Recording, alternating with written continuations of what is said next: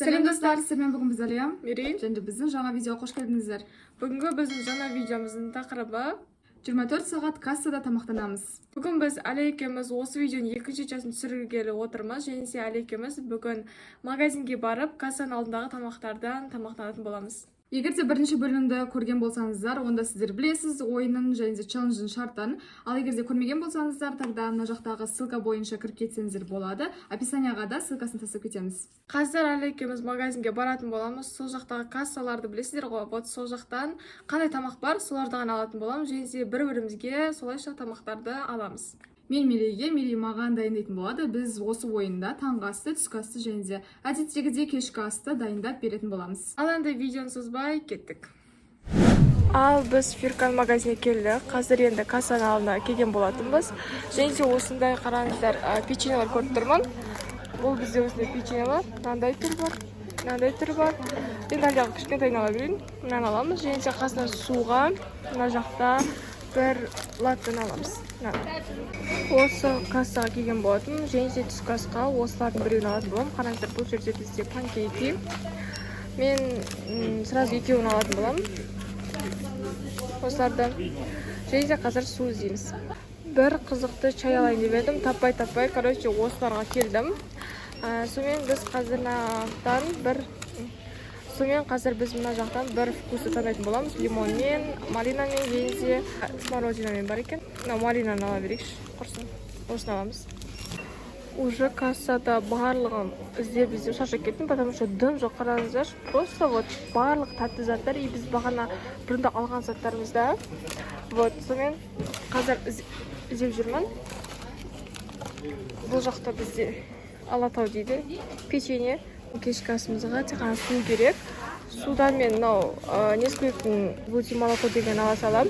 Разбуди болсын, үстіне болсын, маған бәрібір. Осыны аламыз. Сөйтіп ұйықтайды, короче, тұрмайды ұйықтайды. Мен енді осы кассада тұрмын. Қазір осы жақтағы заттарды көріп, не алсам болады. Завтракқа соны қарастырып жатырмын. Мерейге осыны алатын шығармын таңғасына. Қасына енді ішкенге осындай кофе алатын болам, 3 в 1. Жайзы таңғасқа бола ма, или аз бола ма екен. Мына жақта еще қараңыздар, бір адам осындай озерін тастап кеткен болатын. Осындай 2 озеро тұр екен, енді біреуін алатын шығарамын. Басқа озеро көріп тұрған жоқпын мұнда. Мен уже кассаның барлығын көріп шықтым. Особо күшті зат тауып тұрған жоқпын. Жетінде, сондықтан да басқа кассаларды қазір қарап көріп жатырмын. Так, мына жақта не бар? Кассаның алды бос екен. Бізде, опа, нақты что-то тук. Шоколадым алып қалды. Мына жақта достар тук тауып алдым. Наконец-то бір зат болсын таптым ғой, бір басқа кассадан. Еще нутеллалар бар екен. Бірақтан алайын ба, алмайын ба. Еще кассадан қараңыздар, осындай альбене тауып алдым. Шарики. Бұл бағанағыларда болмаған. Сол үшін осыны алатын боламын. Тәтті секілді. Мұнда қазір обычный чай аласыламын, осындай малиновый. Және барлығын кассада төлеуге кеттік. Мына жақта қазір адам тұр. Төлеп болсын. Мен оған шейін онандай ала салайық. Бұны да. Мұнда тоже заттар бар екен кассада.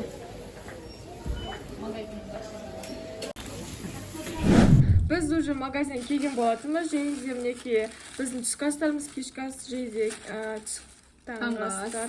Ал давайте қазір ең бірінші таңғы астан бастайтын боламыз. Таңғы асқа және де менде кас көрсетеміз.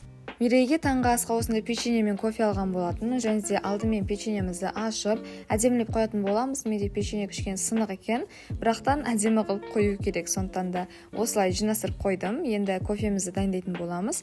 Тек қана кофені салып, үстіне қайнаған суымызды құямыз. Және де біздің завтрак дайын. Ал біздің завтрактар дайын. Қазір бірінші Алия маған береді. Мынау сенің завтрагың. Уже көріп тұрмын қандай болып тұрған. Бұл бізде милка печеньелары, және де чай. Ой, кофе. Кофе. Давайте. Маған бетінен. Алияныкі кішкене тәттірек, көбірек, тойымдырақ көрінеді. Осындай. Ал енді Алияға дайындаған таңғы асыма осындай печенье қажет болады. Осы печеньені алып, әдемілеп қойып шығамыз тоже. Сонымен қатар, осы печеньеден кейін кофемізді алып, кофемізді дайындаймыз. Осымен таңғы асымыз дайын. Таңғы асты берейік. Бұл жақта бізде печеньялар, потом кофе. Кофе, иә. Кофені сен басқаша екен, иә? Басқаша екен. Жена печеньеларды қараңыздар күшті. Кофесінің дәмі жоқ. Шақ печенье еще бөліп қалған. Нормально. Бұл таңғы асқа нормально салған. Нормально жерінде. Болады. Но түскі ас, кешкі астар күшті болады, сондықтан да көт.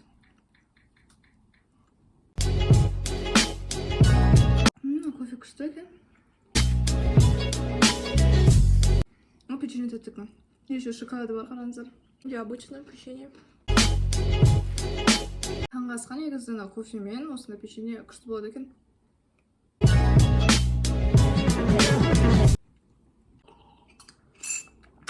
И все. Осымен менің таңғы асында бітті. Печеньені сосын жейтін болам. Негізі нормально. Енді түскі асқа дейін күте тұрамыз. Таңғы асқа бағамызды бере келсек, Мерейдің маған дайындағанын, мен Мерейге дайындағанымды бір-бірімізді жетіп бағалайтын боламыз. Бірінші мен бастайын. Алияның таңғы асы негізі былай жақсы болды. Сол үшін мен оған 10-нан 9 балын берем. Мен де Мерейге 10-нан 9 балын беремін. Тойымда да тәтті тамақтар болды. Сондықтан да 10-нан 9 балын саған берем. Все. Енді келесі раундқа көше береміз. Ал енді бізде обедтің же уақытысы болды. Мен Мерейге бірінші өзімнің обедімді берейін, жасаған. Обед күшті болу үшін мен Мерейге көбірек заттар алдым. Туқты алған болатынмын печеньесін, және де осыны әдемілеп қойып шықтым тарелкамызға. Енді озеріні ашып қойын деп едім, бірақтан цветі өте әдем болып тұр. Сондықтан да осылай қоя салайын деп шештім. Ал чайға осындай малиновый чайды дайындаған болатынмын. Осымен біздің обед дайын. О, қандай керемет. Бұл жерде бізде көріп тұрған тук. Одан кейін озера шоколады. Қараңыздар, прям тарелкамен по цвет екен. Және де мынау чай. Малинамен ба? Что я есі прям? Өте керемет. Енді мен берейін. Менікі енді Алиядан кішкене страналы, но күшті мен короче. Обедке мен осында 2 панкейки секілді заттарды алған болатын. Бірақтан біріншісін ашып қарасам, ол бізде пілдің түрімен осындай кекс секілді зат екен. Ал екіншісі бізде осындай қызықты панкейки. Осы екеуін тарелкаға қоя саламын. Және де чай тоже мен осындай малина чай алған болатынмын. Осыны дайындап, және де біздің обедімізді Алияға береміз. Күшті екен, панкейк ба, нені? Панкейк, мынаны да панкейк деп ойлаған мен негізі соңында да, но ол панкейк емес екен оказывается. Екеуі почти ұқсайды екен, иә? И чай. Тоже сенде малина, иә? Екеуміз бір жағамыз ба? Иә, солай. Мен аяқта вкустар тұртты, именно малинаға көзім түсті. Саған ғой. Қатты ғой. Прям күшті ғонан. Малина сезет. Ең бірінші панкейктен бастағым кеп тұр. Бір қызық екен мынау.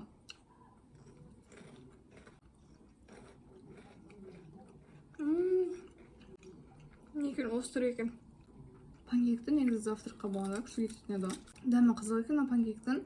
Еще ішінде қараңыздар, мынандай бір начинкасы бар екен.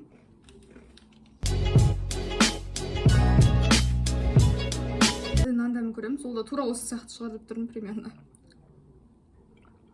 Но, по-моему, банановый дәм, прям иісі өте қатты келіп отыр. Басқаша бір дәм мынада. Давайте мен озерамды жеймін.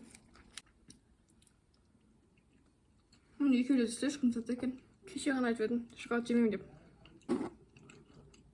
Осы как всегда шоколадтар жеймін деген кезде келесі күн көп шоколад болу керек. Мен де обедке тойдым былай. Мен де тойдым.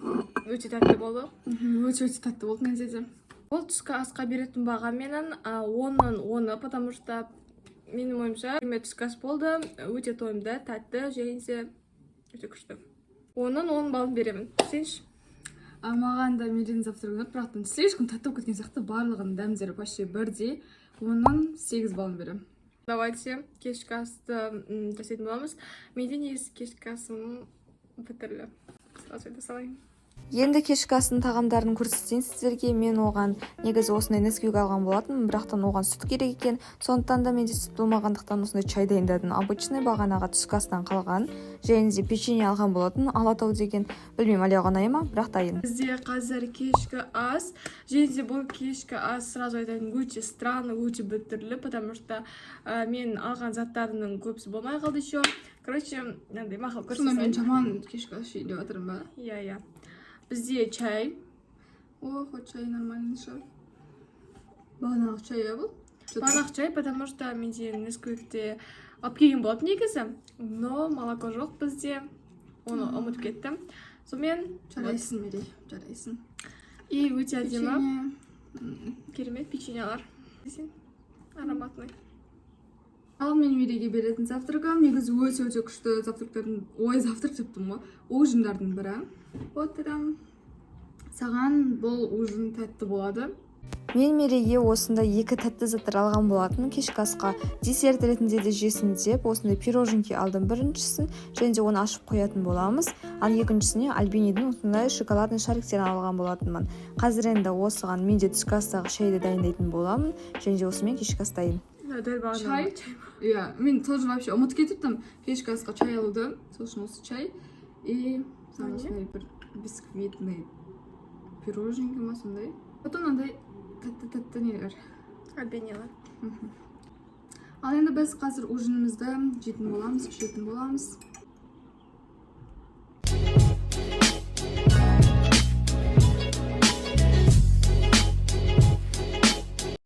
Мен аны печенье чайға батырам. Сөйтейін.